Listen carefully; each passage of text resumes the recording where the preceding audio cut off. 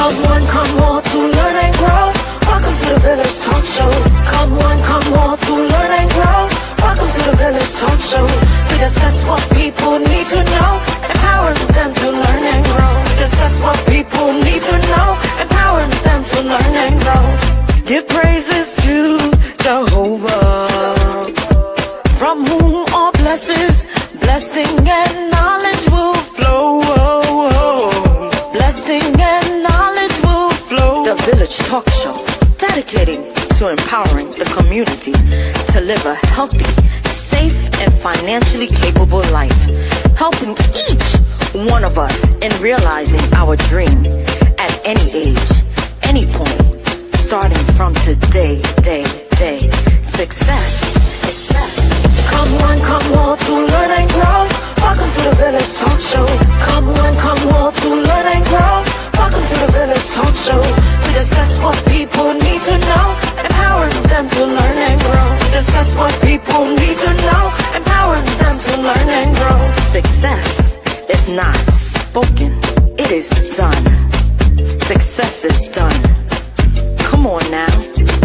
The Village Talk Show. Talk Show. The Village Talk Show.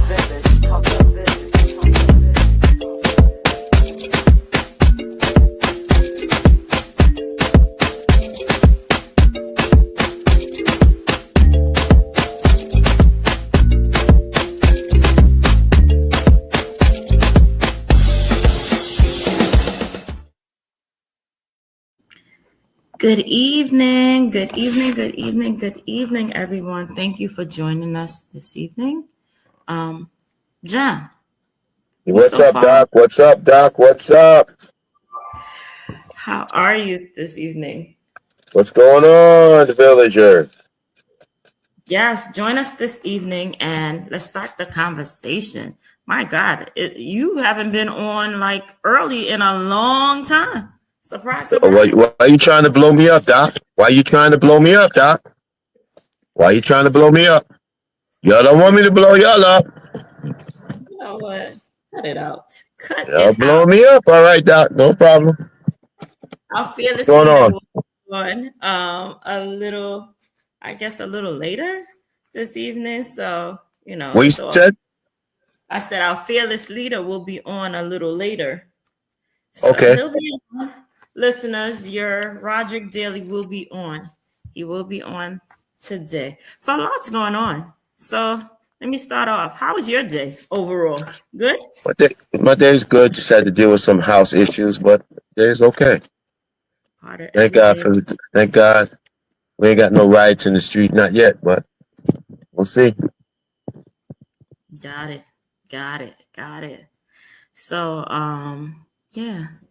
What's going on in New York City? I know today is the actual wake of our formal Congressman Rangel. Yeah. He lied in the city today. I think they're doing the program. His program is this evening.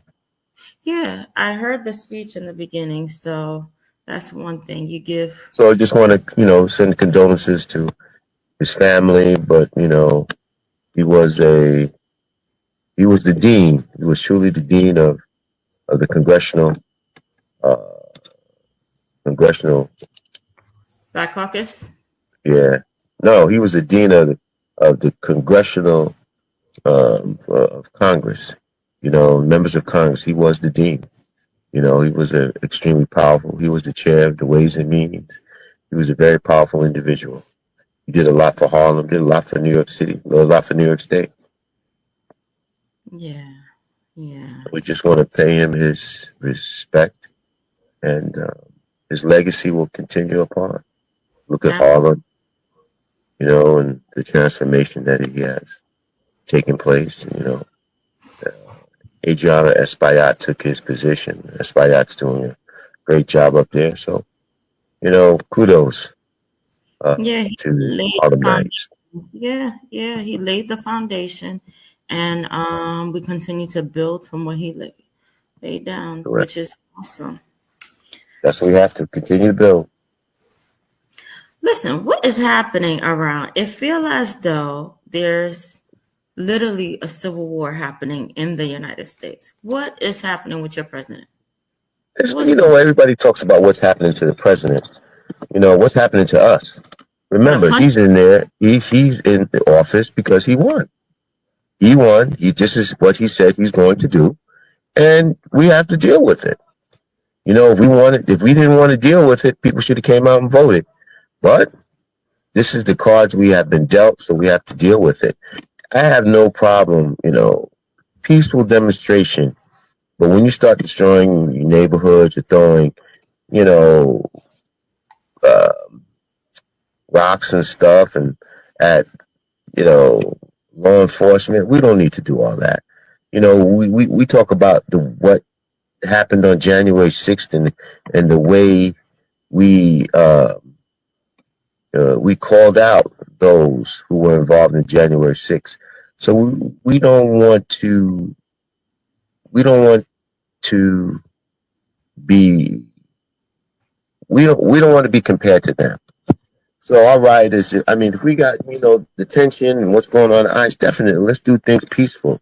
Let's do things peaceful. Let's get out there, you know, the way they think, you know, the way, you know, if you look at the civil rights movement, you know, they chose not to get violent. So we don't need to get violent. We just got to get out there. We got to, you know, one of the most powerful things that we do have is the power of our pocket, our purse. So we need to boycott, stop spending money. Stop literally spending money. If you're concerned about what's the immigrants, you're concerned about what's going on with them, stop spending your money. Boycott. Boycott, you know what I'm saying? Boycott what? Boycott those corporations that support President Trump. Like you see what happened to Target with the DEI and all the other things. Everybody talks about Jeff Bezos and Amazon. Stop ordering shit on Amazon. Stop it. Go to the store and buy your stuff. Stop ordering stuff. If you want to be effective in what you do, stop spending your money. If you want to, go to spend it in minority communities, Black, Hispanic, whatever it is, if that's what you want to do. We talk a good game, but we get on the computer, we get on this, we order this, we order that. We're full of crap. You know, we don't know about no struggle. We don't want to get in no struggle, because after a couple of days or whatever, we get all tired. This is not a sprint, it's a marathon. So we got to be in it for the long. If you really want to do something, stop spending your money. What's up, Andre? Hey, Andre. Listen. What's good? How we doing? Listen. I definitely can agree with that though, about the boycotting, and I think one of the best boycotts that I've read through history is just the Montgomery bus boycott. You know, people came together and they were willing to be together for the whole year until what they needed was given. So change was made. Yeah, I definitely agree with that. So how's everything otherwise, man? How's the week going? How we feeling? Okay. But I'm a little disturbed because my country was identified as a terrorist location, and we are not a terrorist location. So Doc, let me say what's going on in Haiti, man. What's happening there? What's going on? What is actually going on, and what can we do to? I mean, what's going on? Well, I'll say this: a lot of the weapons that currently is in Haiti, it comes from the United States, from Miami straight to Haiti. So people were dumping and sending all types of military and army gear type things to Haiti for the gangs. So unfortunately, a lot of the individuals who can't defend themselves, they're robbed, they're killed. You know, unfortunately, I don't have a country no more. That's how I feel like. There's no country, and it's so. Let me hold on, Doc. Hold on. Mm-hmm. If you're saying you have no country, so then if you have no country, so why would you be upset that he put your country on the whatchamacallit since you don't have no country? Because it identifies people who come from there as a terrorist. it labels us as part of that, and we're not part of that. So you're grouping a whole set of people to say, hey, this is what they fall under, when it's not true. So what do you have to say about that, Mr. Sampson? What I have to say about that is we need to do something about it again. If we're so concerned about the way they characterize our countries and stuff like that, this is the man that our people put him in office. Our people, because some of our African American Caribbean people voted for this man. So now you're trying to say that people should wait around for another. What you said? Just wait to vote again. Is that it? I hear. You know what? You know what? Nobody's saying to wait to vote. Okay, fine. One, you don't have to wait. You got the midterms elections coming next year. You got the municipal elections coming in this year. People need to get out there and vote. Local election. The 24th. Early voting is starting this Saturday. Get out and vote. Change the narrative by being involved. I was just, I looked at the governor's race in New Jersey. I was surprised. I thought more people would come out and vote. What was the? I don't even know if 1 million people came out to vote in New Jersey. I don't know. Maybe you can find out, Andre.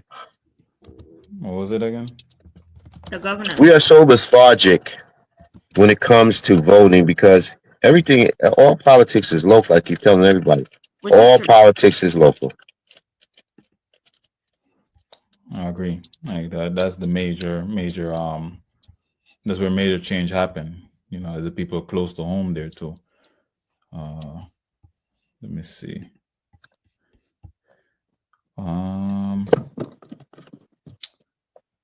Okay, so Mike Sherrill wins the Democratic Party, and what I'm looking at here, Mikey,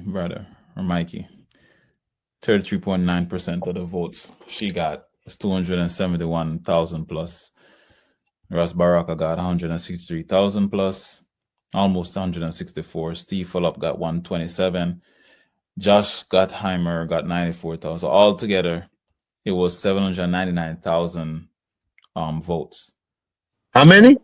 799,901 votes. And how many registered voters they have in New Jersey? Let me see.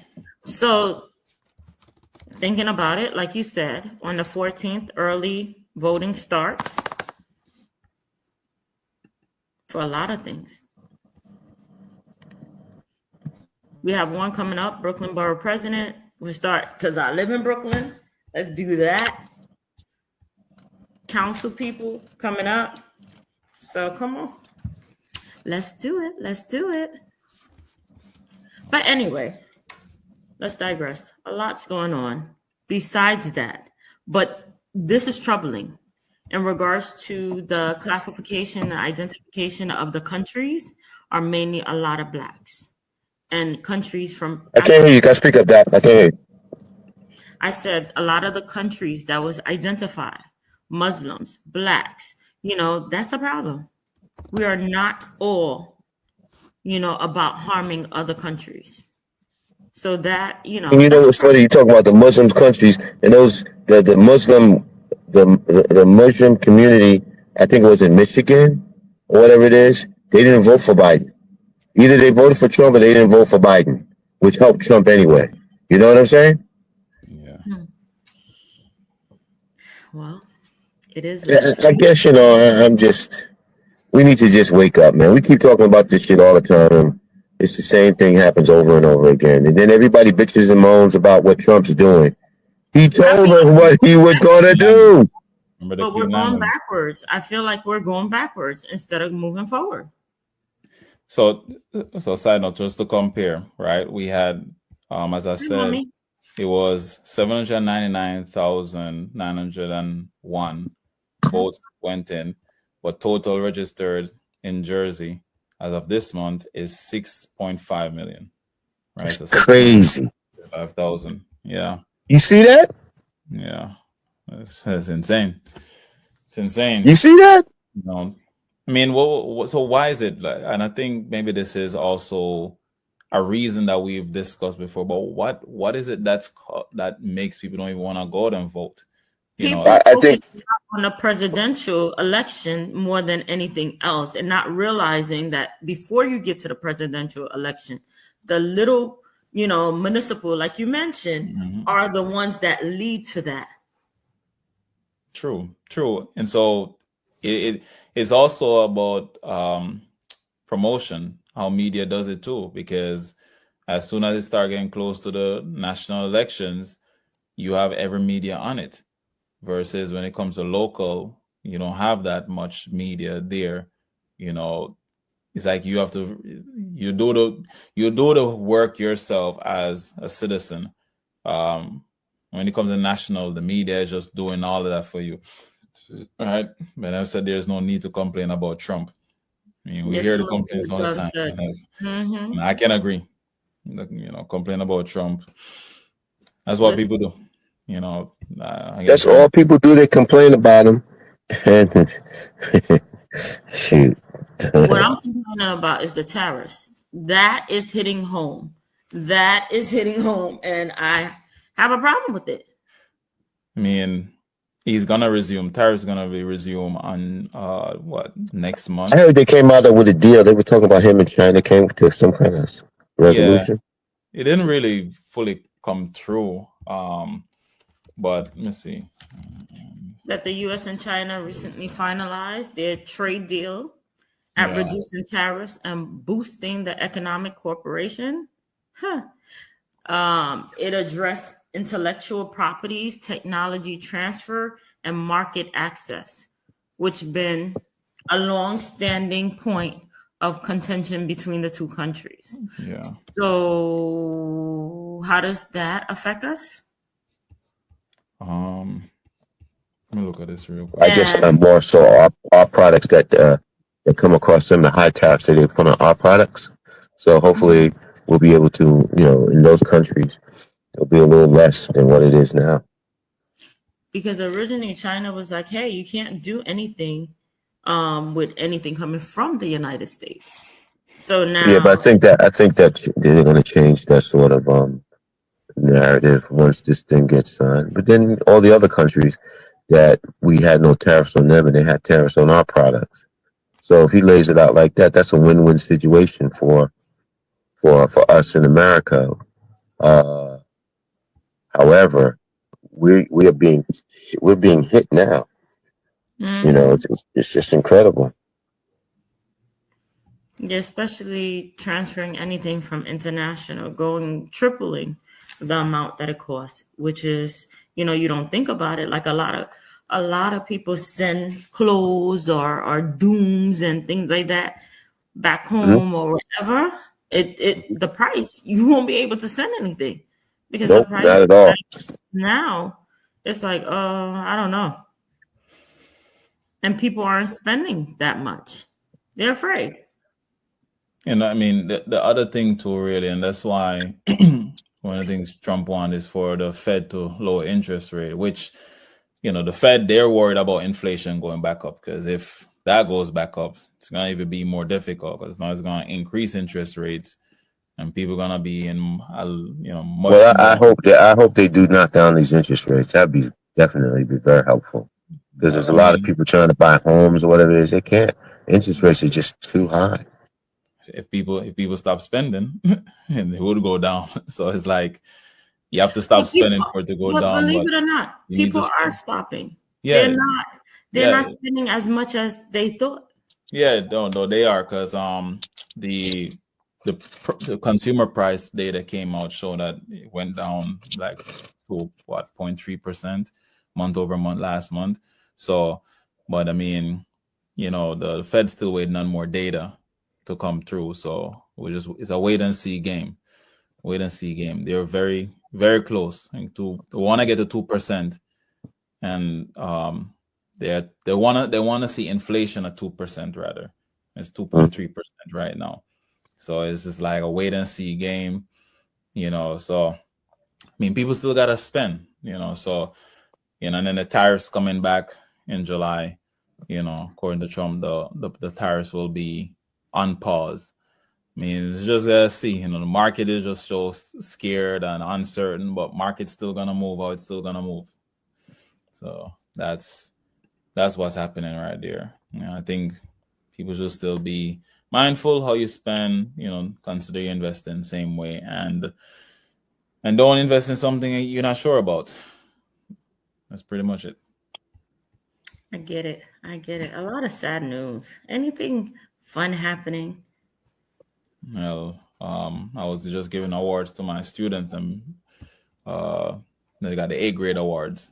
So that's some fun news right there. And yeah, moving forward. Yeah, it's also always weird when I go up on stage and call the names and have to kind of like explain a little bit about it, or like academic excellence, and explain a little bit of what the kid had done in throughout the school year to really get that art. It's the graduation time of the year, man.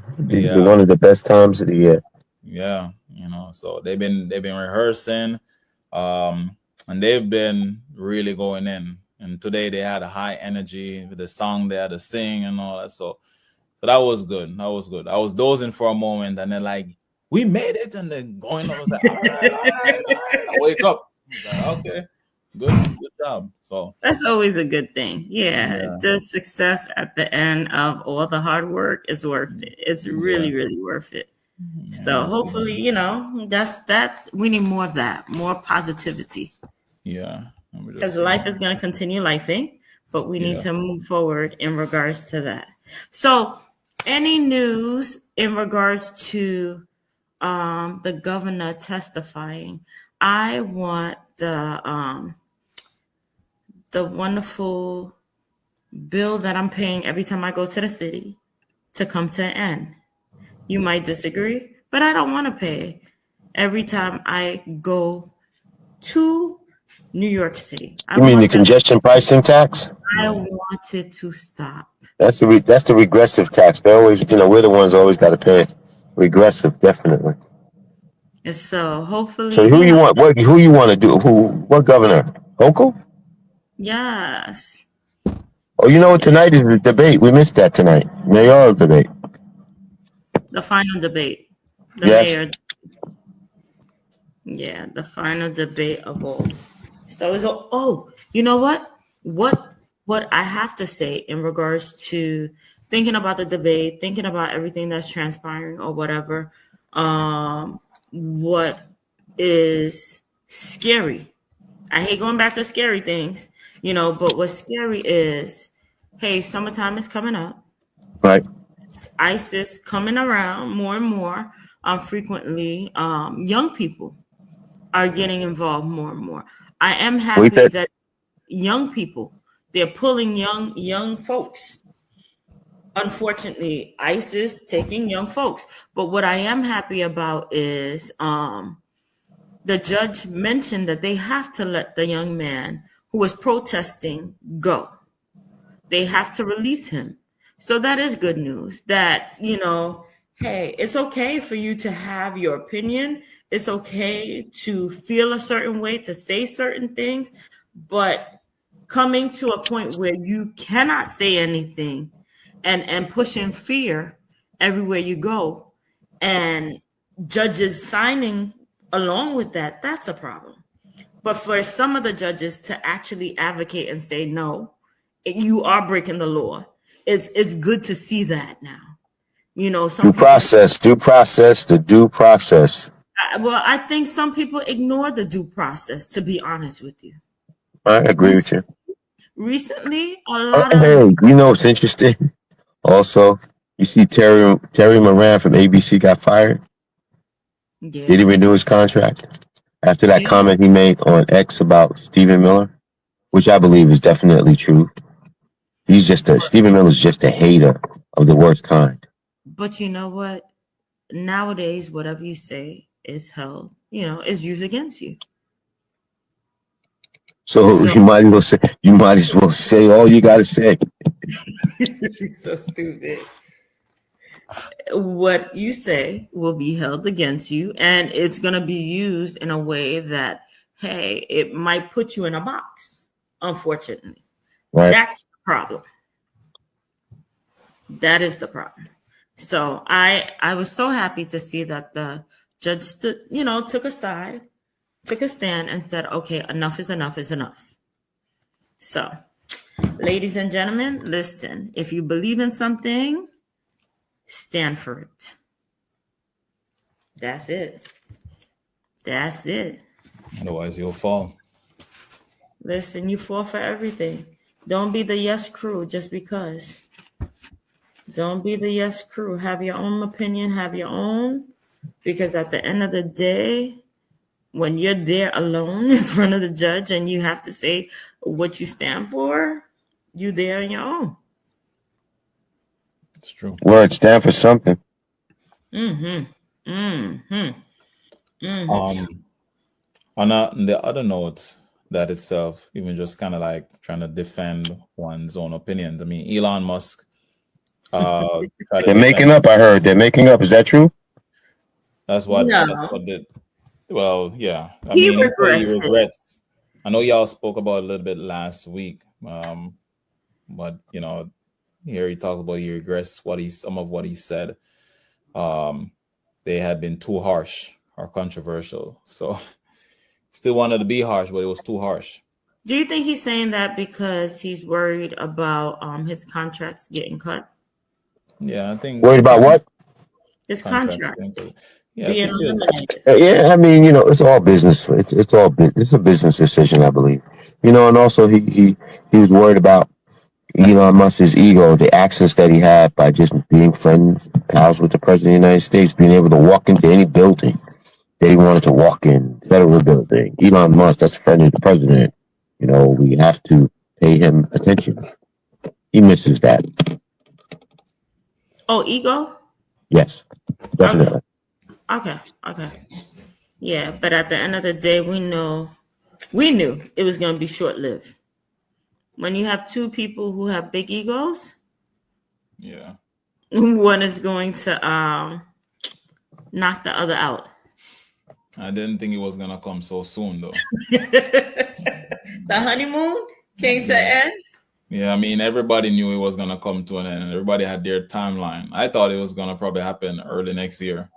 And that thing came quick as it. Honeymoon period, right? Huh? The honeymoon period. Yeah, and it was that big beautiful bill. The big beautiful bill. Because I mean, and I think people listening to what Elon was saying, how the stuff in the bill is gonna hurt the little people, right? The little guys, like a lot of us. If you really look at that and say, yes, that is true, and not really think like, wait a minute, he's also worried about his own business, the clean energy, electric car and all that. Republicans ain't really for that for the most part. So him trying to come at Trump, I mean, as if that's going to really sway. It's an ego battle. Trump Yeah. said, listen, boss, if you support any of them Democrats, watch me and you gonna jump into this fight, man. Like, I think it was But why is he afraid of that? for the I guess the way his money, Elon Musk is willing to spend his money. He's willing to spend a lot of it too. And that makes them spend a lot of their money. Good night, Janice. Because if he decides to give everybody in Republican in Congress a race or pay them, they don't want that, Exactly. So, I mean, the reality is It that would be a great thing if he decided to do that. But I think he's too afraid to. support Democrats. I think he's afraid. Nah, I don't think a man who has money like that, he's not afraid. Yeah, I think He doesn't care. If he was So supposed to Banner support said they Democrats, should he probably support get a him. lot more for the especially for Tesla, because Democrats are more for clean, the EV and clean energy. So, But you know what? Bannon said they should deport him. They should So- support who? They should deport Elon Musk. what? He They mentioned support who? Deport Elon deport Musk. him. Yes, he did say that last week. He did. Who said that? Trump? Bannon, his other lover man, that he. Oh yeah. You know why? You know that's an ego with Bandit because he realized Elon Musk got all the attention. You know, Bandit wants that attention too. You know, Oh man. So I thought everybody wants Donald Trump's attention, and they're going to get it the best way they can by creating chaos. Yeah. You know, well, I'm it's telling you, all man. good. It's all good. At the end of the day, it is all good. It's quite something. Eventually, when you start feeling it on your end, because many times when they were making cuts, they didn't think about the people that it affected. They no, didn't think they about didn't. Social Security. Oh, it doesn't matter. It doesn't matter. Hey, good night, Janice. It didn't matter. So now when you actually start feeling, when it happens to you, that's when you realize, oh, okay, about the little people. But otherwise, it doesn't matter. So c'est la vie. C'est la vie. Mm.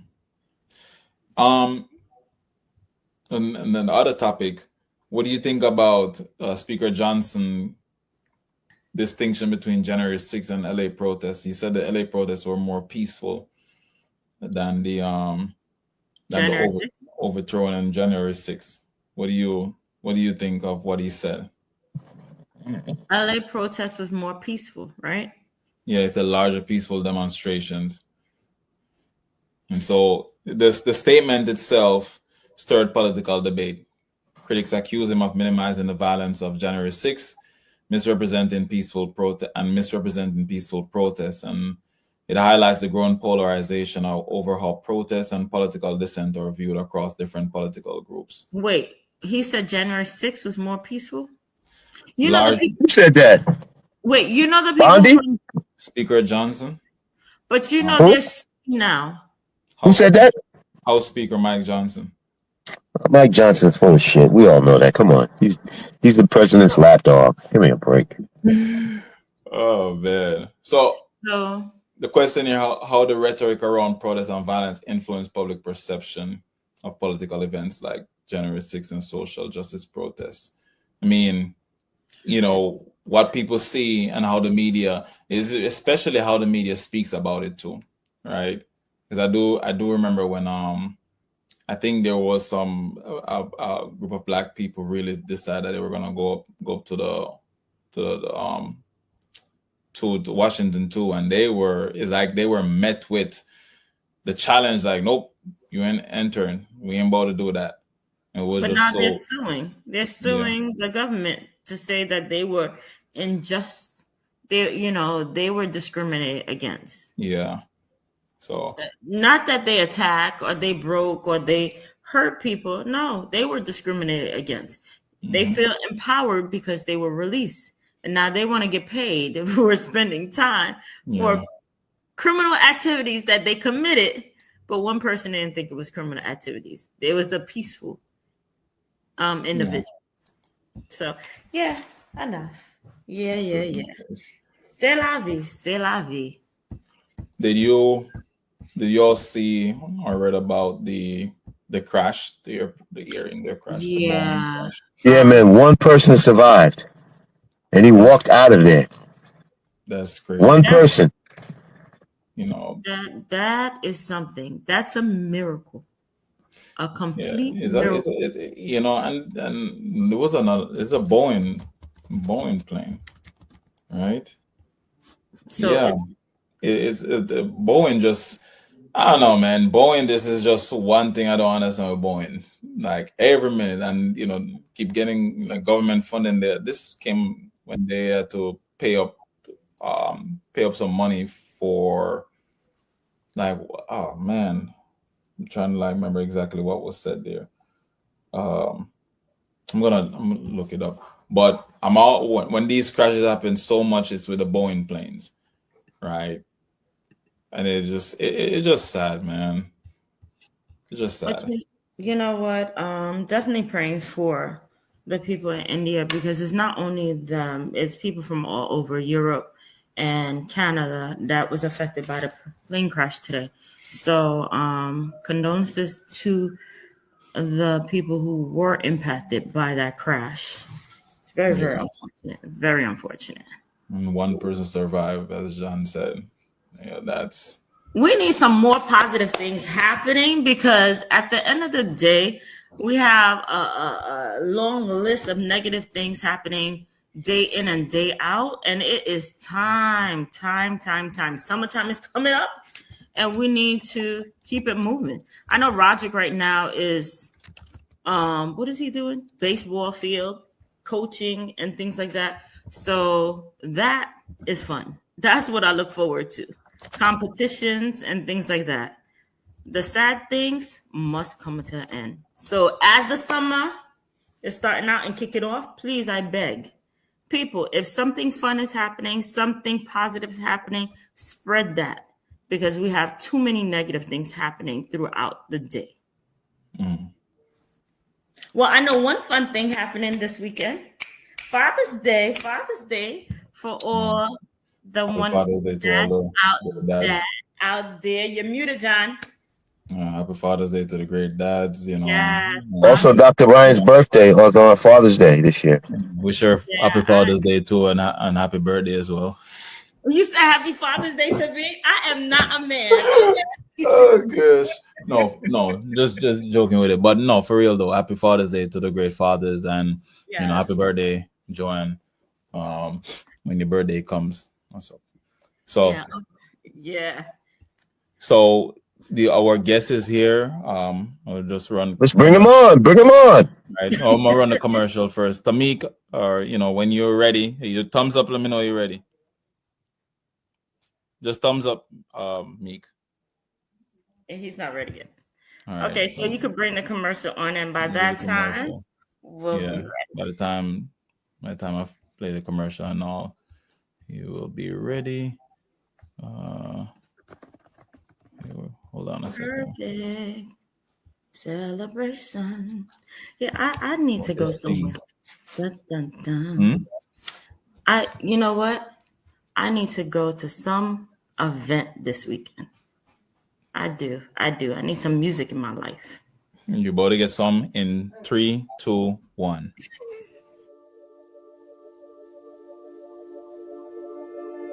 Footprints Cafes now offers Caribbean flatbreads, available in 11 mouth-watering flavors, including favorites like jerk chicken, curry chicken, honey garlic chicken or shrimp, ackee and saltfish, garlic cheese, and more.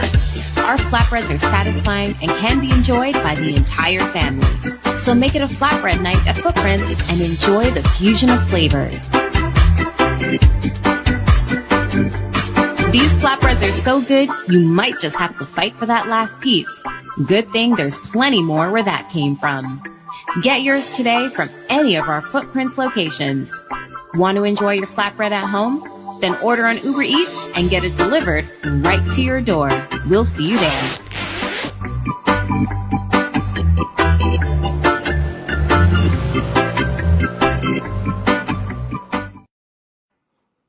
No, I'm gonna leave it there.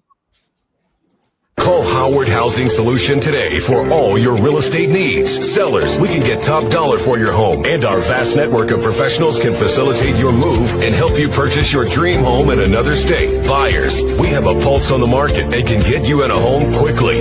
Property owners, we can manage your property efficiently and allow you peace of mind. So why wait? Call Howard Housing Solutions today at 646-825-5560 for your sale, purchase, or property management needs. Conveniently located in East New York, Brooklyn. You can come to us at 577 New Lots Avenue, Brooklyn, New York, or we can visit in the comfort of your home. Call Howard's Housing Solutions today at 646-825-5560. Howard Housing Solutions. Real estate simplified.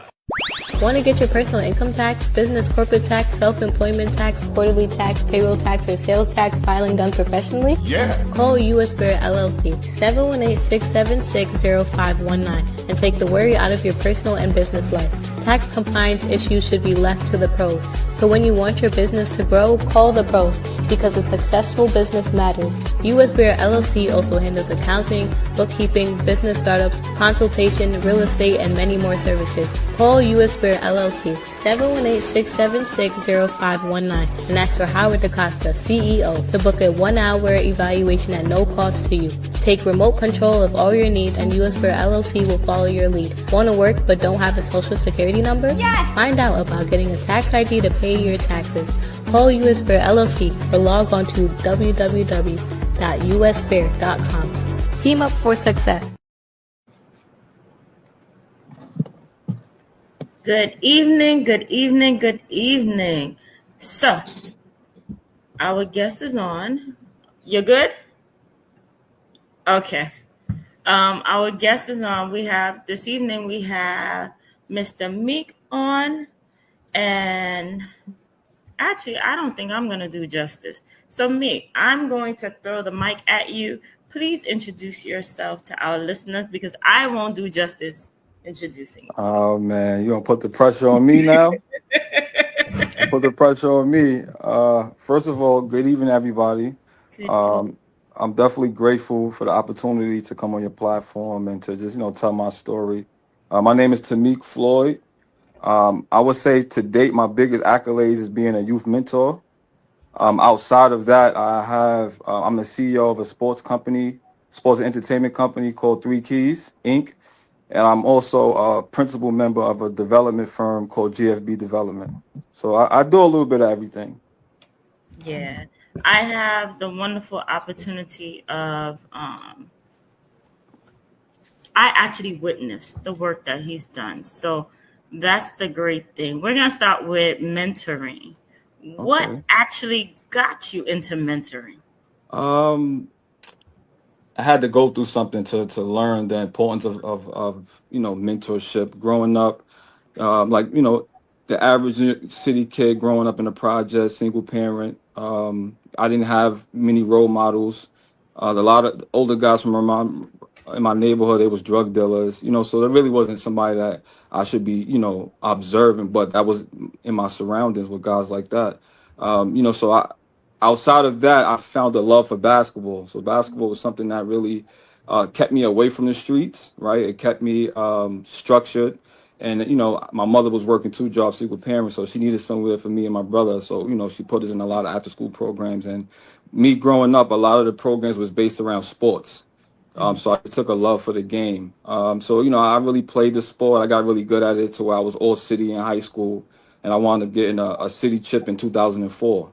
And then eventually I led to getting an athletic scholarship to go to school, right? So me, I thought I was on my way. I still was kind of rough around the edges. Like I said, I didn't have a lot of mentors growing up. I didn't really know how to deal with adversity.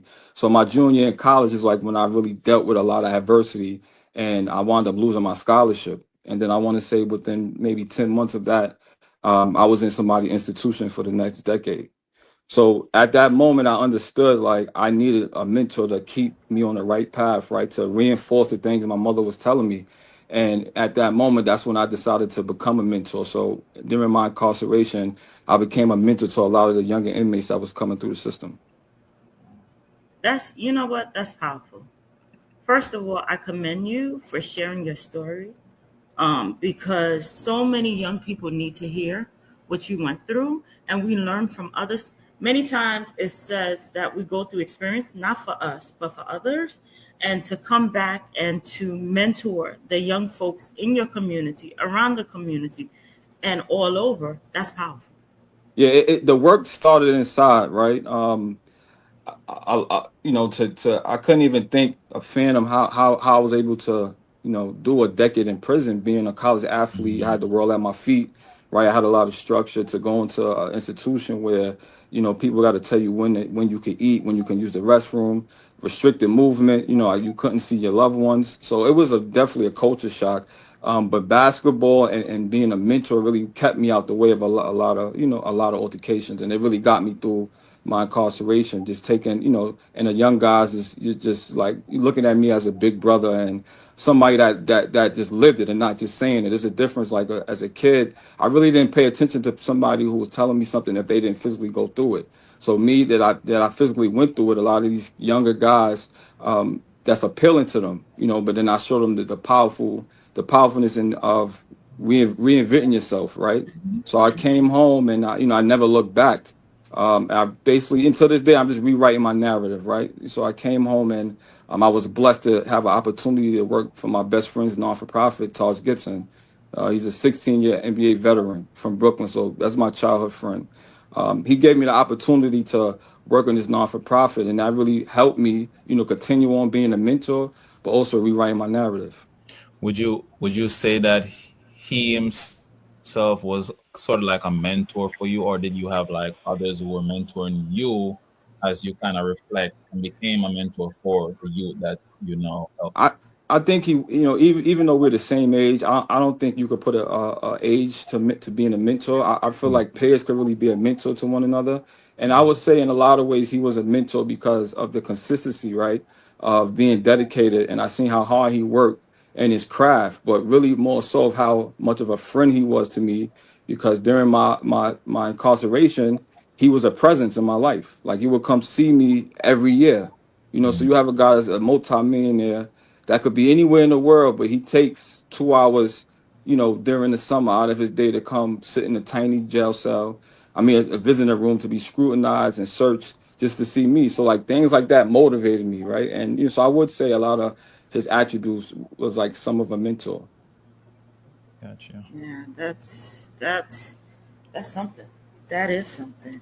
I know little boys tend to but not little boys, but boys tend to stick with you. And that's a great thing because we want to steer them into going into the right direction, and especially with basketball. How do you use basketball So to guide them? growing up, a lot of kids, once again, you know, from our communities, I wouldn't say unfortunately, but we just gravitate towards basketball and entertainment mainly rapping. So I just knew what basketball did for me, right? A lot of the principles that has developed in the sport, it helped me navigate a lot of things in my life, and I really apply it every day. So my whole purpose is not really trying to train these. So I have a sports mentorship program. We are vendor with the DOE, and my program is not to teach these kids like to turn them pro or try to get them to go to the NBA. It's more so having them abstract the disciplines that's developed in basketball that they can apply to their everyday life. Like kids just have a hard time working together, you know. So being in playing basketball is a team sport, so you have to work together, right? Or you know, a lot of kids have a hard time following instructions, right, with authority. So these are the things that you learn in basketball. So I just try to help these kids understand that, so they could like navigate a lot of problems and issues that I had growing up, and I didn't really know how to deal with it. So Floyd, where's most of your foundation or the work that you do central? Is it throughout the 5 boroughs or in one borough?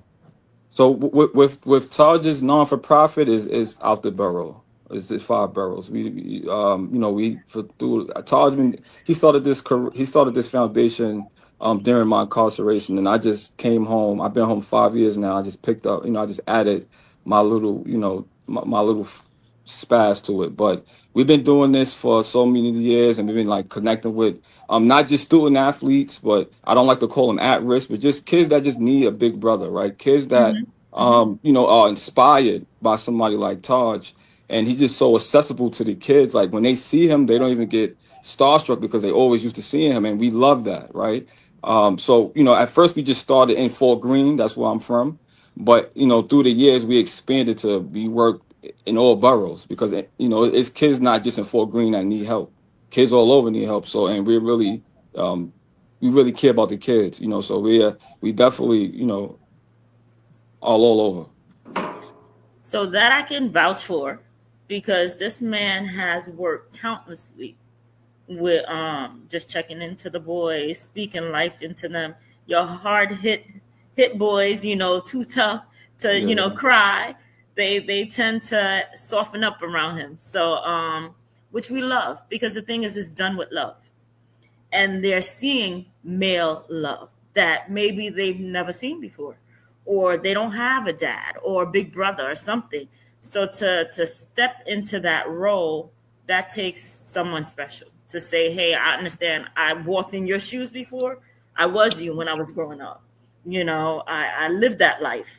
So if you continue this path, then this might be the result.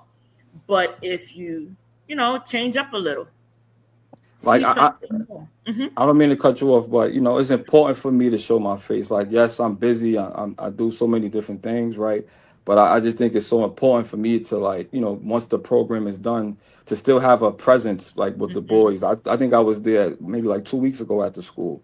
So, and it's good because they see me and they see somebody like them, right? They see somebody that grew up like them, and they see that somebody like them could be successful, right? Unfortunately, a lot of kids, we just see a lot of negativity and we just think that's what it is. But I want to show them something else. I want to show them something different. So being a black man and having my own sports agency, and I was just as impacted the last 6 years. I was in somebody's cell. So to be home and to have my own business in a field that I love, I think is an amazing thing for young boys to see. How difficult was it to start a sport agency?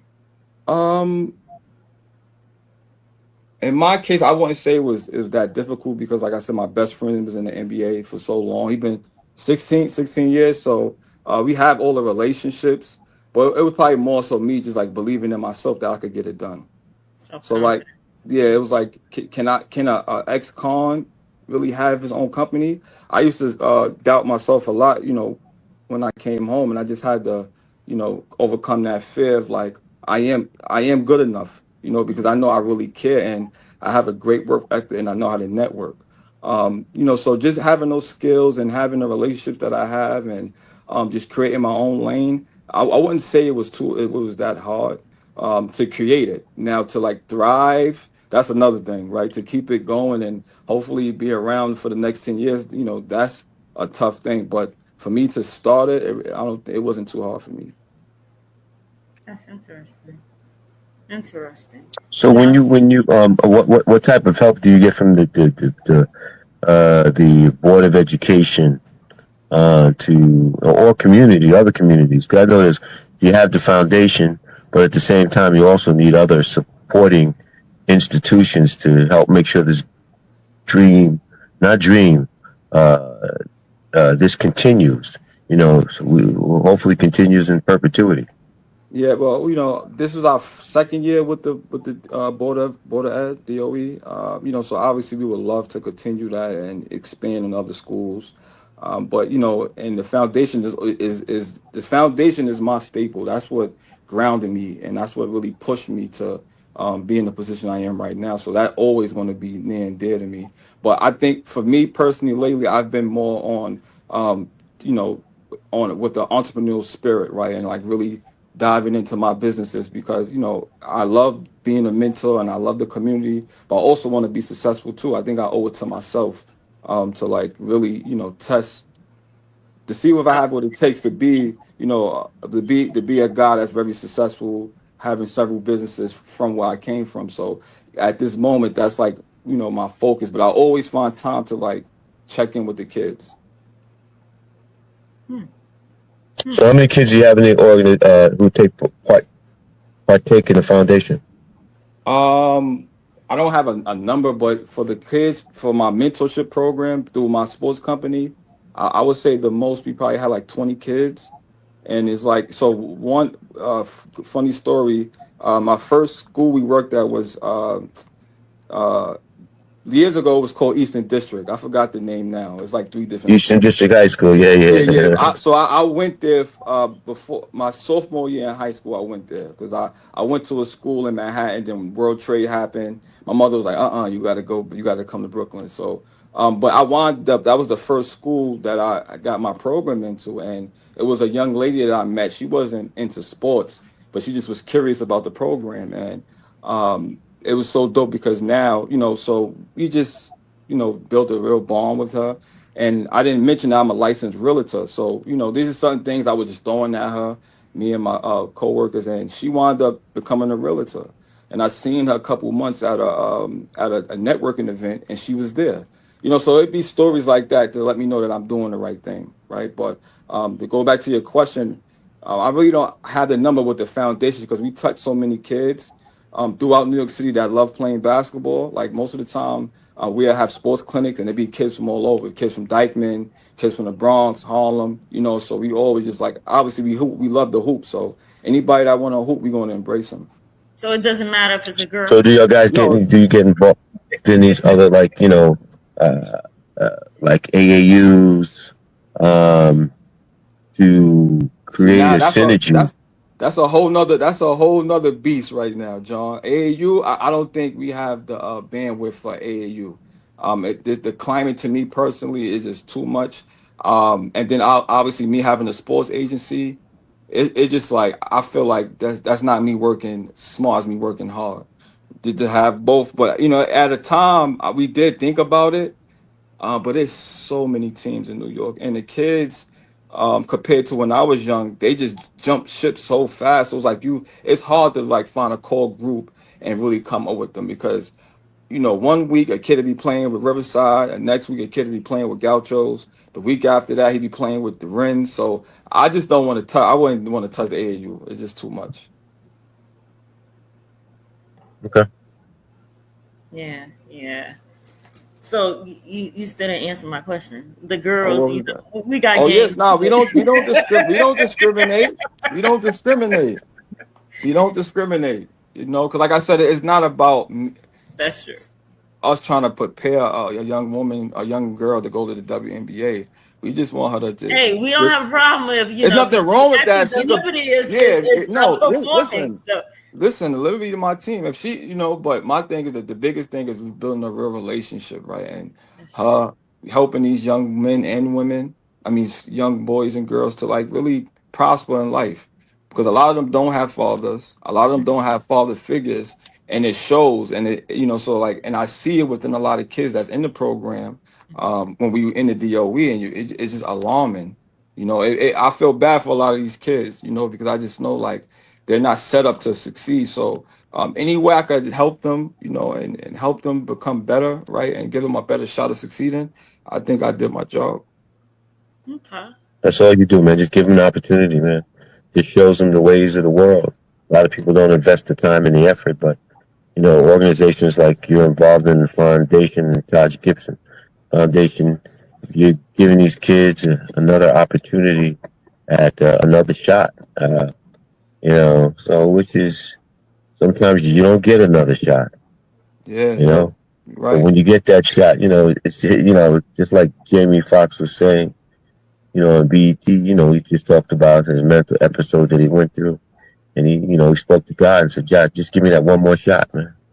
Just give me that one more shot and make a difference." And what you're giving these kids are, the foundation. You're giving them a shot. You're giving them opportunity. Just because you may be born or live in poverty does not mean you have to stay in poverty. Yeah, that's powerful because a lot of us feel like that's just all it is, right? And basketball showed me that it's more to this world than just Fort Greene projects. Growing up, that's all I knew and cared about was Fort Greene projects. But basketball showed me and Taj and a couple of my friends that it's more to life. So we just try to bring the things that we've seen from like being blessed to travel the world and to see other cultures, and we just try to like bring that to help change some of these kids' outlooks, because a lot of these kids, they only know the four corners of a block. They don't know. Yeah, they never got off the block. Never got off the block. I know guys that I grew up with that never got off the block. They went to the local high school. Only time they get off the block is when they're going upstate. Yeah, that's a real thing. That's a real thing. You don't know anybody. Shit, like you don't want to be in it. Yep. You can do all the networking and now of your own free will and volition. Yeah, that's true. That's true. We lost him? No, I think he's gonna come back. Yeah, that is true. Being able to have a voice and everything. Hello? Hey, shout out to my good friend Jennifer Joseph. Jennifer, get well soon. Get well soon, my sister. You can hear us? Me? I can't hear. Oh, huh. Log out and log back in to see if that works. Okay. Yeah. Yeah, that's so true. Just having an opportunity. Better? Hello?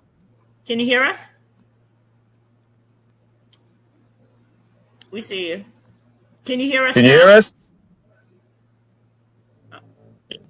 Yeah. Can you hear us? Okay, I think he's Where's having. Andre at? Andre.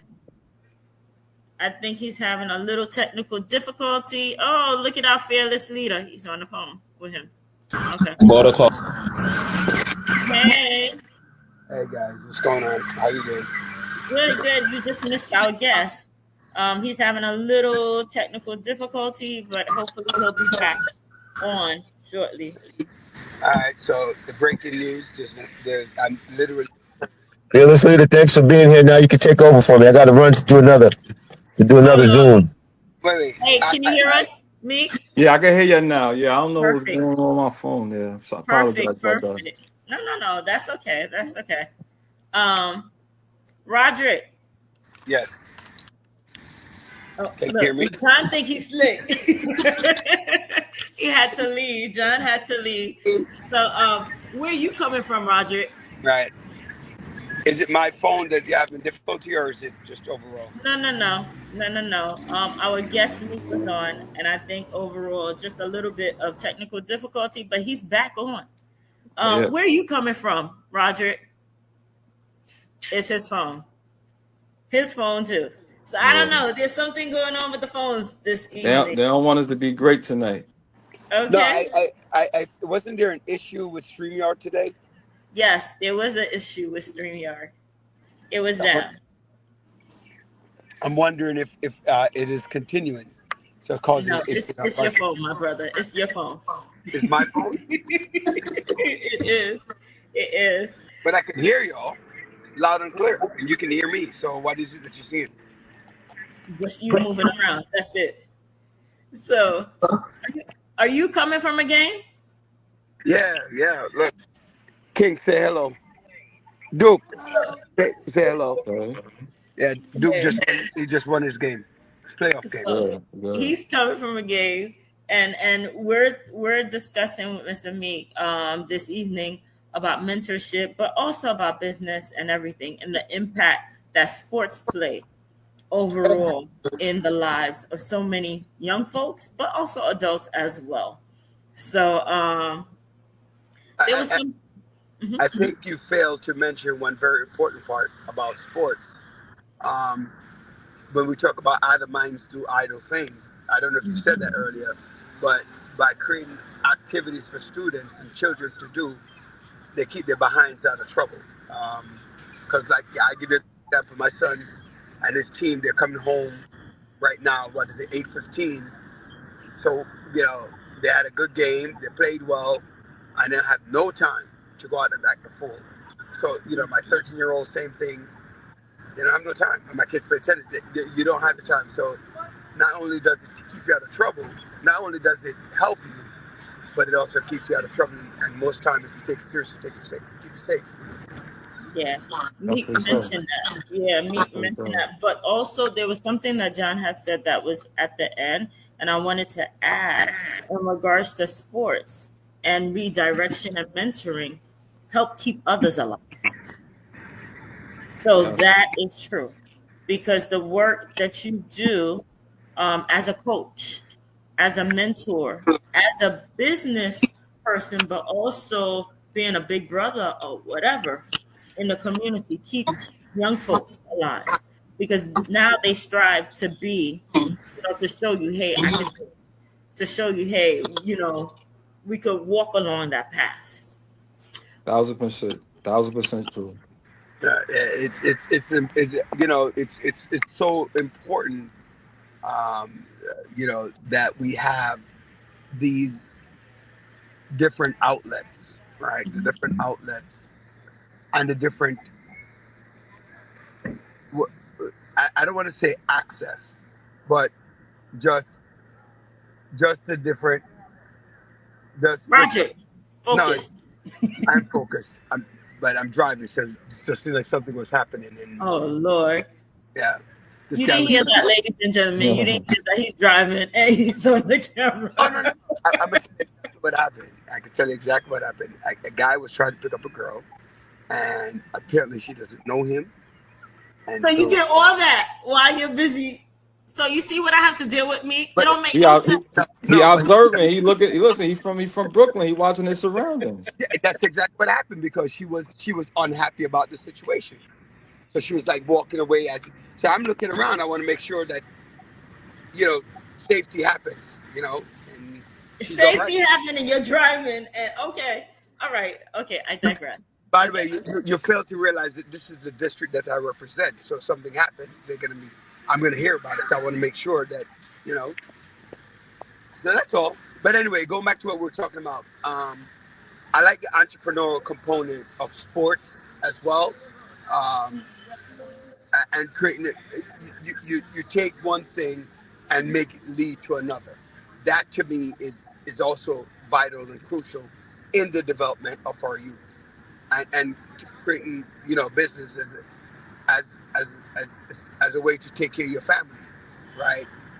Which is the ultimate goal that we have. So I love what you're doing to me. I mean, it's just a great thing. I appreciate that. Even though when we first met, we got off on the wrong foot because you started talking crazy. You started saying that full green. No. I ain't forget that. Well, hold on. We're not going to talk about the fact that if I started training again, I get that little lefty up. Oh, come on. I will wax. I have no shame in my game. I will what? All right, now you got to do it now. Since you said it on camera, you got to do it now, man. Oh, I got to start. I told you I stopped playing. You know what? I'm gonna start training. We're gonna go at it. We're gonna go at it, and we're gonna do it live because I'm a wax that. Yo, listen, when I'm done with him, y'all not even gonna want me to come back on this show. You're gonna be like, nah, he can't come back on this show. Now I want you back because at the end of the day, I want you to tell people how the old man, he's just got a sweet game.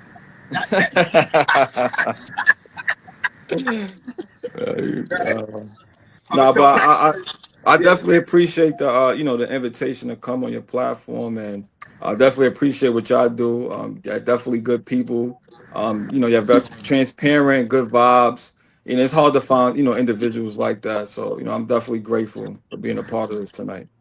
One of the things though that I would like to happen is that you and your organization, your company get opportunities to get into other schools and a whole bunch of schools. So whatever we can do to assist, whatever I can do to assist, we'll do that because you're providing, in all seriousness, I went to my alma mater today, right? I went to Meyer 11 for a minute. When I walked in there, what's up, Mr. Daly? How you doing, Mr. Daly? They had like a Father's Day event. And so they, kids were supposed to bring their fathers or whatever. And, because this is my district, I was invited. When I went there, people were like greeting me. And I'm like, oh, I was a student then. I was this, that, blah, blah. And the level of respect that they have and the growth that they have is invaluable. You get what I'm saying? So for you, what you're doing, it's beyond that value, right? That you can't place anything on. So that's why whatever we can do to get you out there to create more visibility, especially as a young black man. Yeah, I definitely appreciate that. Yeah, I think my thing is just to inspire. So if I can inspire one or two kids, I really feel good about myself. I know some people just not going to be receptive to it as his life, but we could get a couple and help them and guide them along the way, and also just expose them to for the kids that like sports. I'm in a position to expose them to professional basketball players. Growing up, I didn't have the privilege or opportunity to meet. I think that the first pro I met, and to be real, I probably was like a senior in high school when I really met like an actual NBA player. No, I'm lying. I'm lying. I was Omar Cook. I'm sorry about that. Omar Cook from my neighborhood. But like a lot of kids don't have the opportunity to meet, so I definitely like to put my guys in front of these kids so they could just see like, okay, it's obtainable, because it just seems like it's so far to reach. You just watch somebody play on television, but if you could actually see that person in real life and ask them a question, I think Hmm. that does wonders for their, for their imagination to like for them to go out and chase their dreams. That's true. That is true. Um, Tell us about the ceasefire walk, peace walk. So the ceasefire peace walk, it was during the pandemic, and De Blasio still was in office, and it was around the time a 1-year-old kid was murdered in Bed-Stuy. He was shot in his head, and we went in the foundation. We paid for all his funeral arrangements. So it was just our way of just doing something to try to like unify the community and the police, right? Because the COVID was crazy just with COVID alone, and then the violence was rapid. A lot of kids was getting shot and killed. So that was just our way of just trying to close the gap, right? Because it is a major gap between the police department and our neighborhoods. So I orchestrated a ceasefire peace walk from Broadway Junction on Fulton Street all the way Restoration and on Marcy and Fulton. So we walked that. Mayor De Blasio walked with us. Eric Adams was the Brooklyn Borough president at the time. He walked with us. The Brooklyn DA, Eric Gonzalez, walked with us. We had some celebrities out there, and then I think the most dope part about that, right? We was walking by a park, and it was a group of kids playing basketball, and we went in the park and grabbed them, and they walked with us. So like that was so powerful to me, and I felt so proud of and that probably like my first year home, post incarceration, and I did that. So I felt powerful, but I felt thankful to like be in that position to able to do something like that, and just to see young kids walk the hot sun with us. They was playing a game of basketball. I mean, we literally went in the park and grabbed them, and they walked the ceasefire. So that was dope. That's cool. That's cool. So eventually, that community advocacy will continue when we need you to start walking again with I our know. immigration policy, right? Listen, no disrespect, but me in politics, I'm not really into politics. I don't like to call myself an activist. It's just somebody that's from the neighborhood, and I just know that it's needed. Because some kid gonna see me and they're gonna be like, "Oh, I could do that. I could be like him," right? Or somebody that was incarcerated, upon their release, they feel like, oh, they don't have no options, but they see somebody like me. Oh, there is a way, right? One of the guys, when I was incarcerated, it was a rapper from Brooklyn. I had this a similar sentiment about. Mano, he came home. He was a felon, and he carved a career for himself. So he's just like one of many. But I want to be somebody like that when somebody, individual, come home, and then most of the time they coming back to our communities. It's not like he's he's coming home. He's going to live in the suburbs. Come home and be that change, right? So I just, I'm blessed to be in the position I am, and to be able to hopefully inspire others. What does the phrase community is the core of development means to you in practical terms, especially when you're planning programs or initiatives? Community is togetherness. Community is culture. So like.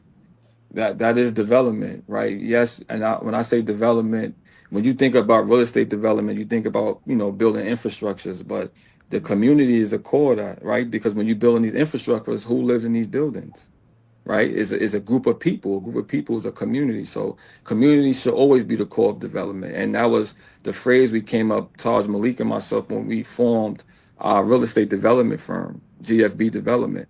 So we just felt like the community should always have a say so what's going on in the community, right? Growing up, it's something that I didn't really pay attention to, but you see all these condominiums being built around NYCHA developments, right? And but none of the inhabitants of NYCHA they don't benefit from none of these amenities in these buildings.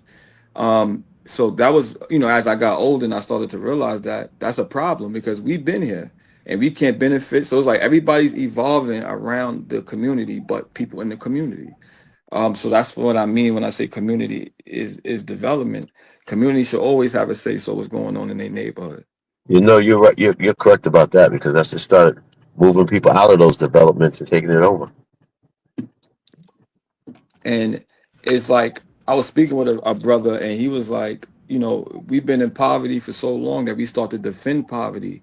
So anything that's different, that's a change. People that live in poverty, a lot of the time they don't value it, or they don't want it because they're just so used to being in that situation. That's trauma, right? And it is, and there's more added on the trauma is what I just mentioned. You have you coming out your building, you know, your project building, you see this big condominium, you see people living life, you know, they have access to all these amenities, but you don't benefit from that, you know. So we wanted to change that dynamic, and we started our company, and we partnered with a local developer company called Alloy. They named Alloy Development. Alloy does a lot of work in the Dumbo area, downtown Brooklyn. They've been doing this for about 2 decades.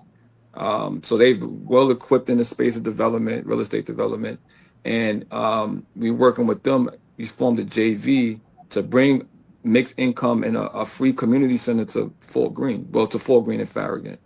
And it's just surreal because the space that we intend on rezoning is a space that I went to as a kid, the Boys and Girls Club. I used to spend a lot of days after school, a lot of days on the weekend in there working on my jump shot, right? You know, dribbling, playing in the church league with Saint in the Boys and Girls Club. So now, as I'm a grown man and I'm part of the redevelopment of that, like I'm blessed. I can't even lie. That's dope. So, what type of housing you guys trying to develop or have developed? So the intent is to build a mixed use building. You know, a lot of people is misinformed. You know, when they have affordable housing, you need some type of economic engine to maintain that. So that's why the market rate apartments help cover whatever depth. Like if somebody's getting low income, who's paying the other half. So people that's paying market rate is picking up the balance, right? In our situation, so we want to build a mixed use building, but on the ground level, we want to rebuild a community facility, right? So this facility is going to be free to the community, but once again, you need an economic engine to fund it so it can run, right? So that's why we need a mix. You know, that's why we came up with the plan to build a mixed use building on top of the community center. So that's what we're doing right now. But so the space, we have to go through the ULUP process, which is the rezoning process. So right now, we still in the community engagement stage of that process. So like working with the community stakeholders in our area and bringing them to the table, and you know, getting their input on what programs or what kind of structure, you know, green spaces would they like to see for this development. So that's like where we at right now in the project. But sometime next year, I believe we're going to submit an application to ULUP to begin the rezoning process. You're muted, Roderick. So I got to close out of this.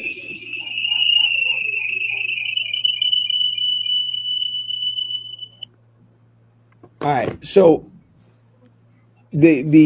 well, I understand all of that ULUP process and everything else that need to get done. So, and John asked a question about what you're trying to build. So tell us about the units. Tell us about like you speak of affordability and all that, you know, buzzwords. But tell us your concept of affordability. So affordability would be maybe, and this is projects. This is so the AMI determines like what's affordable, right? You're muted. I can't hear you. Oh no, you're muted. The AMI determines like what's affordable, right? The average medium income. Yeah, exactly. So the goal is to get, I think the lowest is 40%, 40, 60, and 80%. So in any building, I believe 25% of the units have to be affordable, right? But once again, to go back and with the work of Alloy, their last project was 505 State Street. So that's downtown Brooklyn, right across from the Apple Store and Flappers Extension. And you know, Okay, so yeah, I know that area. yeah, so prior to us going in a partnership, they gave us a tour of their work. And what's so dope is the affordable apartments look just like the apartments that's market rate. The same appliances, structure, everything. You know, so somebody that's living in an affordable apartment in our project, you're not going to feel no different from somebody who's paying the market rate. And I think that's the beautiful thing, because you have something that you can love. But more importantly, going back to community, we want to build a building that just speaks community, right? We don't want to have people separated by their socioeconomic status, right? We want people that it doesn't matter how much money you make, right? That you feel like you included, you know. So that's our goal, and that's the community part of us mixed with the development side. If that makes any sense.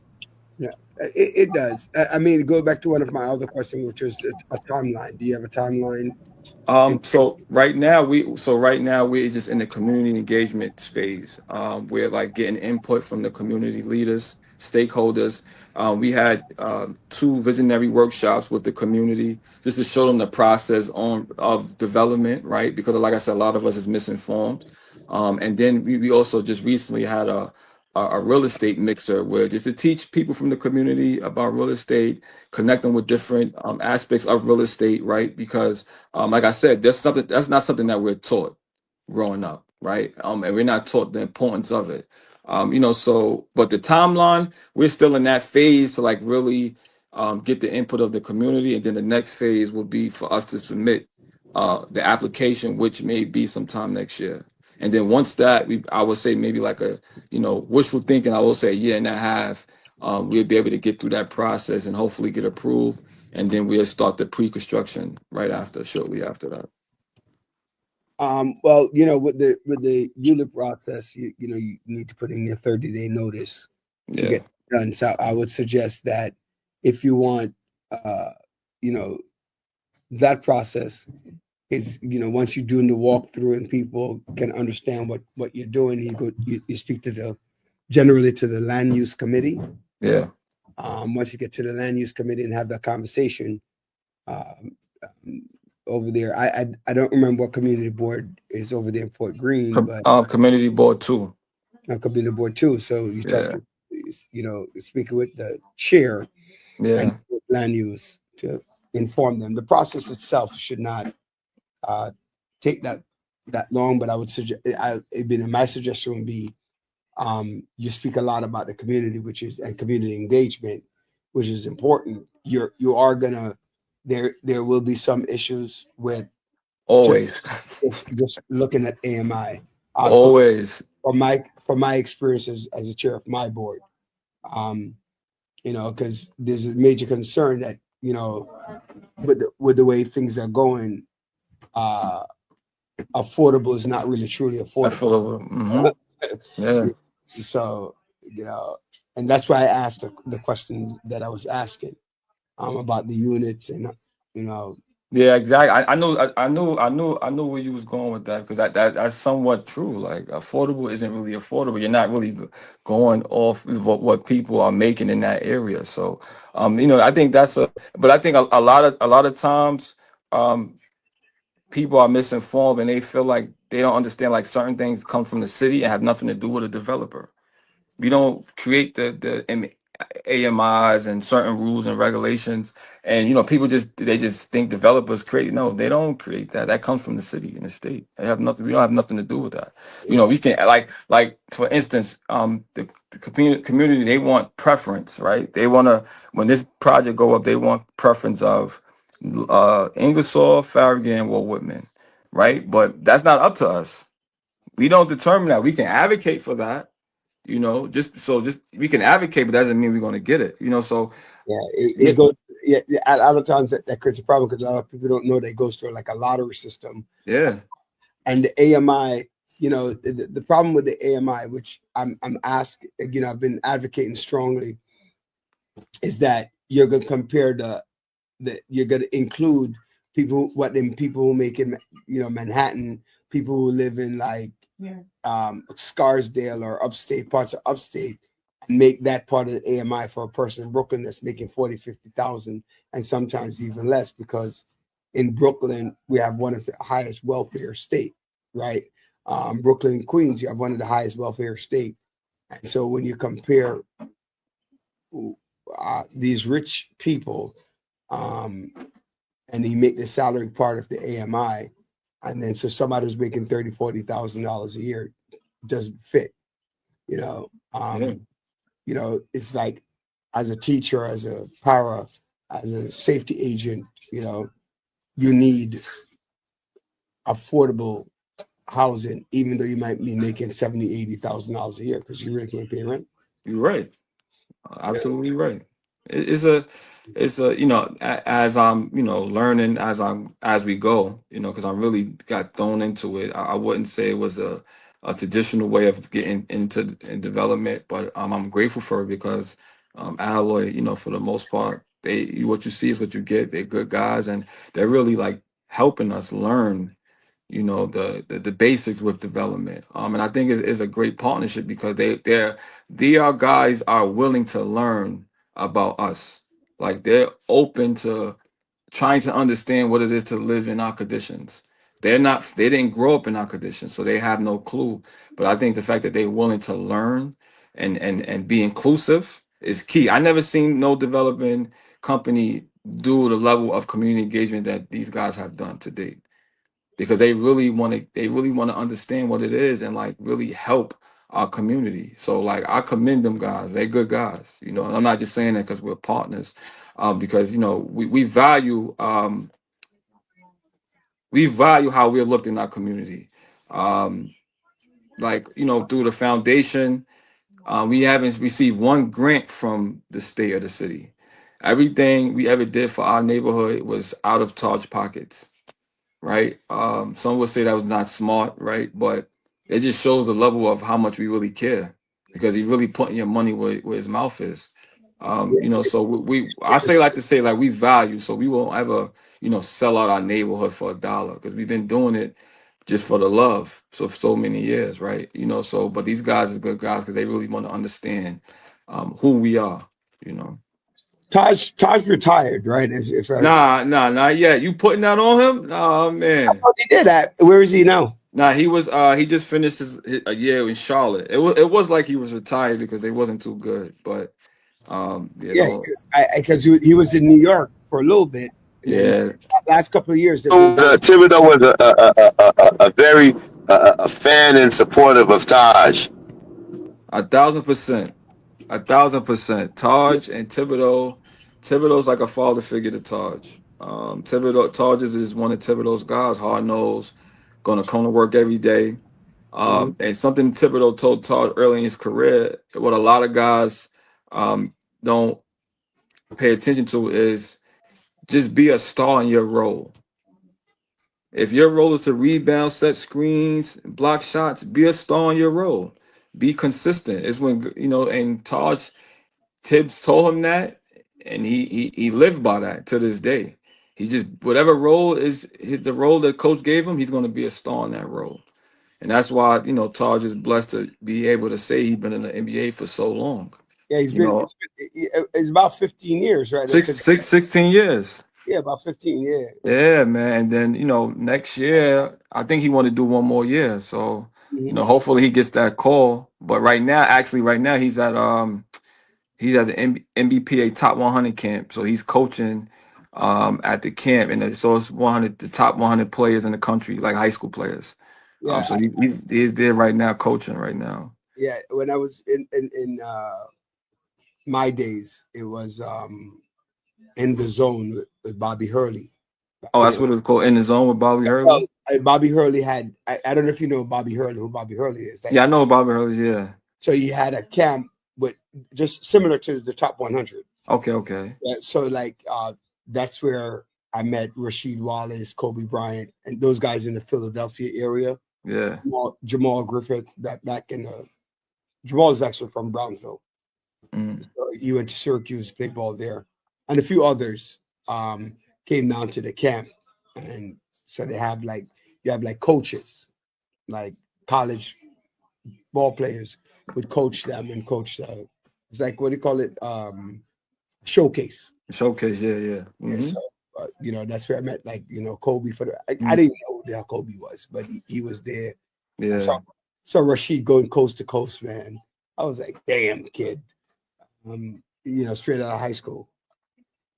And then he went on to North Carolina, and then history from there. World champion. Yeah. So I'm so glad. I'm excited to know that Taj is coming back, giving back to his community. But I would suggest, though, that there are a lot of opportunities to raise money, right? Auctions. You're absolutely right. Yeah, galas. You're absolutely right.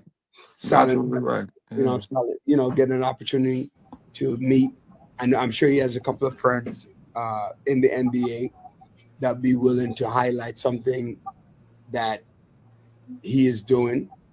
To come out to an event. I mean, I went to an event for my college years ago, and Mark Jackson was the keynote speaker. I also went to something with Allen Houston and a few other celebs, basketball or other sports, right? And so if Taj has his foundation, he could get a lot of support. Signature basketball, things like that. Yeah, you're absolutely right. Right, so everything doesn't have to come out of his pocket. And be. Yeah, you're absolutely right. So absolutely right. Those are some suggestions. This is cool. I would love to be able to come to an event, see what's happening, being able to participate and support. Actually, I don't mean to cut you off. So, see, now you said that. Now I'm about to put you in the hot seat. Next week. So next week we're having a sports clinic in Saddle River, New Jersey. It's a 2-day clinic. So I have like 4 NBA players coming. So if you're available, I'd love for you to come. What I think is the 21st or the 22nd of next week. That's next week. Is 22nd is Sunday. I could answer that question. I know I definitely can't come for 2 days, but just come, just pop in. We have a clinic, got some coaches, got some NBA players coming to come, work out with the kids, take some pictures, eat with them, break bread with them. I believe Dr. Brian, you coming, right?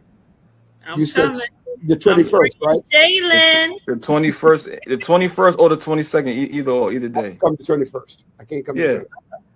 Just come, man. Pull up. So. I can see that broke jump shot. No,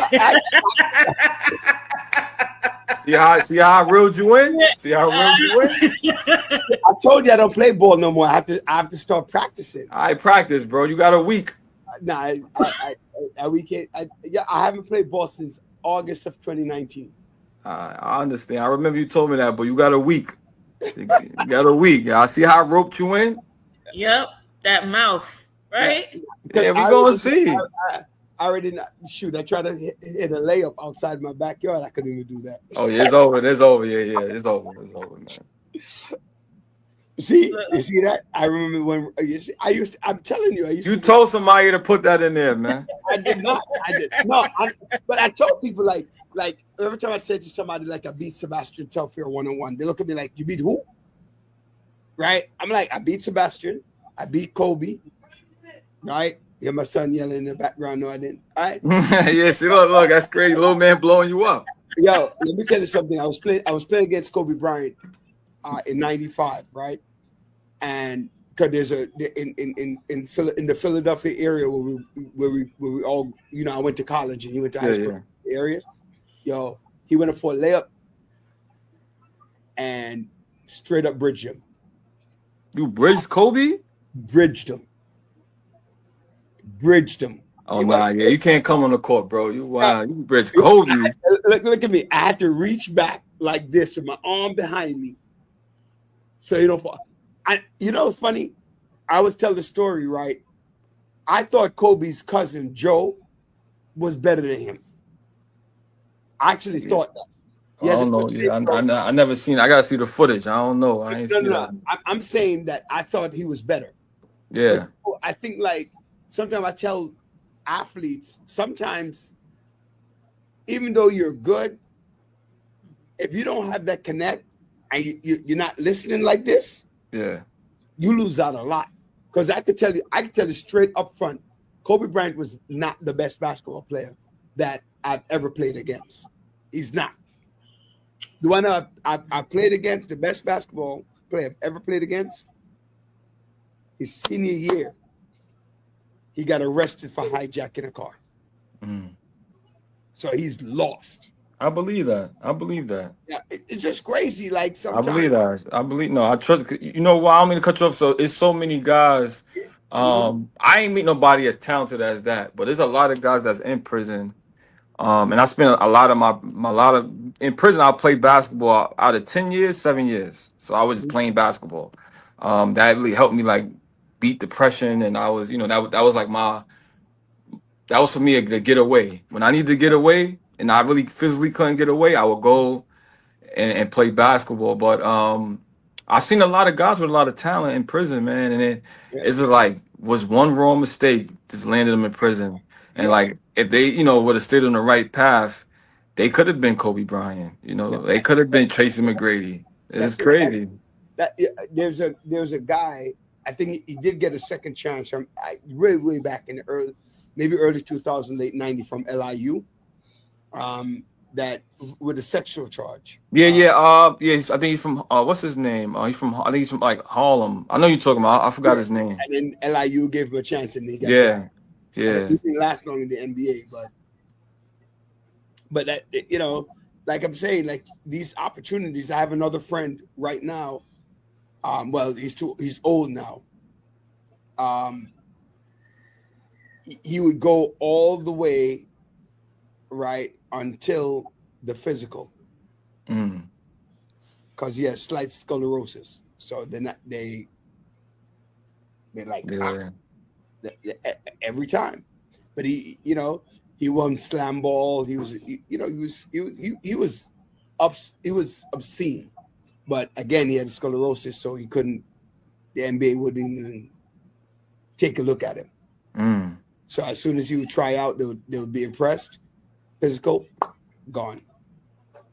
So it happens, But I'm glad, like Taj is like, and you are like, let's. What does this look like for other people, right? For me, even with my kids, it's I want to get you to college, right? How do I get you to college? Like that full ride to get to D2, D1, so that you can do something, right? Whether you want to play in Europe, whether you want to do something, or come out and get a quality education. Now you 100% can get a master's, right?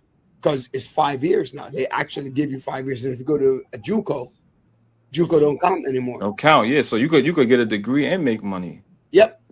So that's like and now you have what NIL, right? So NIL, yeah. So what Taj is doing and what you're doing is remarkable, right? I think when you and I spoke, the one thing that I'm disappointed with is that a lot of our great New York City athletes are not recognized as New York City athletes. Yeah. They got to spend a 13th year because academically it's just about balls, so they're not able to go D1 or even D2 because they're just academically behind. So they have to do that 13th year, and that 13th year school is the one that gets the credit for those kids. Even all the time. South Shore High School is one of the places there where I was back in the 90s.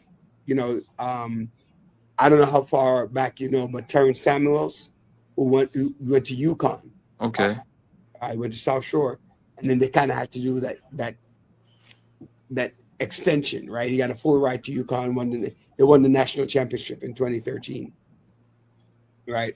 I think if that's the year, whenever around there. But but the point I'm making is like a lot of these schools, they don't get the credit for what they do with sports. So right. It's that's been a thing for I get obviously since you was coming up, because kids Like Taj is one of them. Taj, a lot of people didn't even know he was from Brooklyn. That's the point, right? Yeah, I because like some didn't. people didn't know, because he didn't play he played high school ball in California.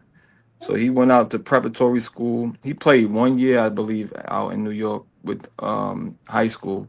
And then he went out to LA. So he spent most of when he became a known name, he was in LA. So a lot of Well, people associate LA with him, but like, nah, he's from Fort Greene, you know. that's the point I'm trying to make. Like Yeah, you're right. the name I mentioned to you before, Jabal Griffith, who actually got a full ride to Syracuse, Mm. was actually a Brooklyn boy, right? He went to, I forgot the name of the high school in Brooklyn, but then he had to go away, and then all of a sudden, that school got the credit for Jabal Griffith getting a D1 ride to Syracuse. I mean, when I'm growing up, I'm talking about, we had Tilden High School that was very good. Tilden, South Shore, and Abraham Lincoln. Lincoln. You know, with the guys. You know, I would love to see Taj do, like I was talking about the ITZ, in the zone. Maybe you could do, you could do that through his foundation, through the real estate, sponsor like, at the top 100 athletes in the New York City area. Mm. I'll tell you right now, all the athletes, they got shoes, and they got the shoes, the uniform, and a book bag. If I remember, this is 30 something years ago. So I'm trying to remember what happened. So to get an opportunity, if you get Nike to sponsor it, get another leaders or somebody to assist with the sponsorship. What are they going to do for these kids who are coming out? And then do the top 100 right in the New York City area. You're not just New York City. You have New York City. That's kind of a good. That's a good idea. Not So, real. Seriously, I never even thought about that. Yeah, you might have to talk about that. Yeah, name it after himself or whatever. Yeah. Your real estate, put your name on it, put the stamp on it, so people know. Hey, I'm not joking when I say I'm giving back to the community. Right, I'm serious about it, and this is a way that I'm showing my support. Because these kids need that. 2 weekends, 3 weekends over the summer, they're good to go. Yeah. Colleges look at them, take a different look. You have the mentorship side of it, where you talk to the parents. Like, I always use my son as an example. We went to something called All Ripken, right? And I think he was 11 at the time. And they had a former professional baseball player who won the World Series, sat down with the kids, and had the conversation, right? So when I did my basketball camp, I kind of did the same thing, sat them down, had the mentorship component. And with the young men, as older men, I would talk about good health and what is like, safe health, safety life. So we talk about that mentorship type. So that's something that Taj could do, and I guarantee he'll be successful. Make that connect with the colleges, the D1 schools, D2 schools. He has a name. He has a brand. You know what? Just because you gave me that idea, I'm gonna take it easy on you now. I'm gonna take it easy on you now, just because that's a great idea though. I like that. Yeah. I do though, bro. I like that. Yeah. Okay, I'm sorry, we leaving you out. I'm sorry. No, because we're coming to an end. How can people reach you? If they want to reach your foundation, if you want to reach me personally, I only have one form of social media, which is Instagram. My Instagram is meekscript, MEEKS_script.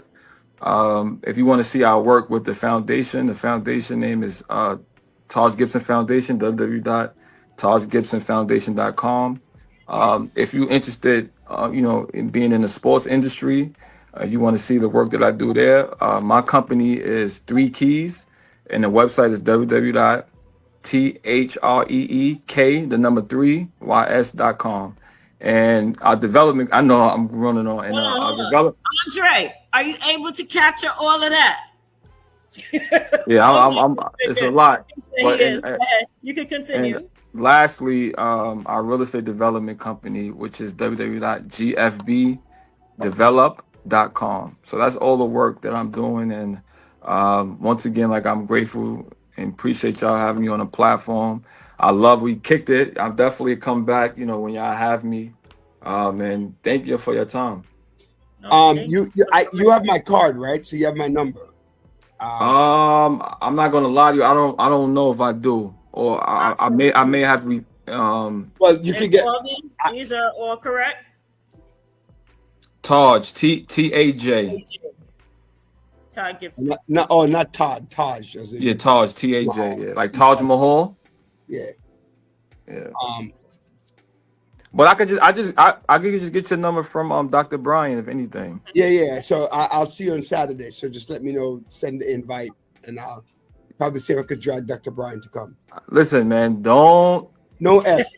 Andre. Don't come. Listen, don't get on the call if you're not ready. I don't want to. I'm not going on the call. Record it and I'll share it. And I got a cameraman that's gonna be there, so he gonna have the footage. So don't come prepared, brother. I'm not even bringing sneakers. I'm bringing my son. All right, cool. I respect that. Because I'm not playing no.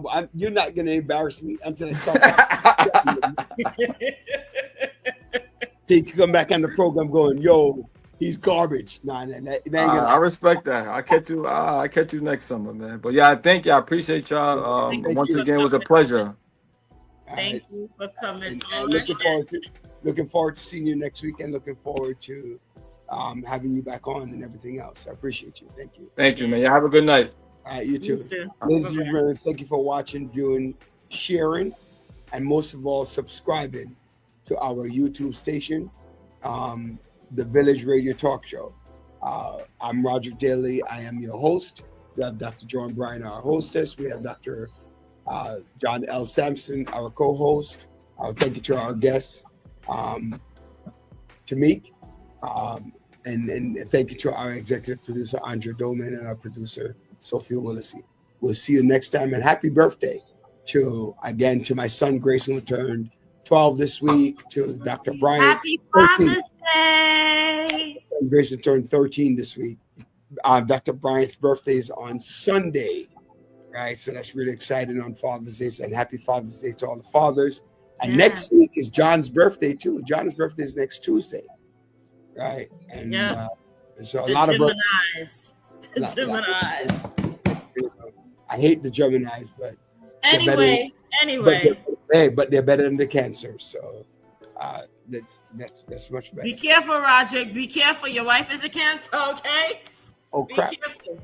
All right. Good night, everyone. Good night, everyone. And Jalen, hopefully we can hang out this weekend. All right. So I hope we can hang out this weekend. God bless. Enjoy. Thank you. Bye-bye. And happy Father's Day. Happy Father's Day.